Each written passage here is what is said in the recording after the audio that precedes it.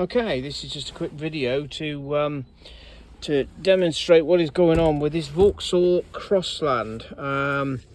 It's got a wet belt problem. The belt is falling apart. Now, if I just turn my video around, what we've got is fault codes: engine oil pressure too low, low signal amplitude. Right, and you think, okay, that's probably an oil pressure switch. Okay, but if I get out of this and I go into live data and I go engine data, okay, I'll show you what's happening. What I'm interested in is engine oil pressure, okay, and desired engine oil pressure. Okay, right, so desired engine oil pressure at the moment 298. The engine's not running. Okay, so I'm going to make sure I'm going to put the fuel cap, the oil cap on. I'll go around here. But if you look at this belt, if we can clean it, if we can get in there to clean it, we can get a good enough picture. The belt itself,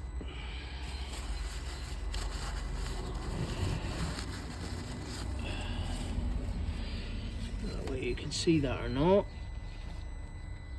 I'll zoom in, but the belt is quite badly cracked. Okay, the belt's quite badly cracked. Now I'm going to put the oil cap on. Get this stuff out of the way. We'll start the engine up. There. Right. We'll start the engine up. Okay, so if I get in, so if I go back to, where are we? Back to trouble codes. Okay, and I delete the code. So we're going to erase that code. Okay, yes.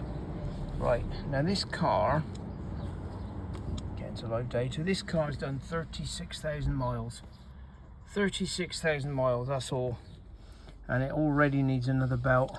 Okay, so I've got engine data. And we are looking for engine oil pressure and desired engine oil pressure. Okay, right, so I put that there. Take the zoom out of it, that's better. Right, okay, so let's start her up. Foot on the brake, start her up.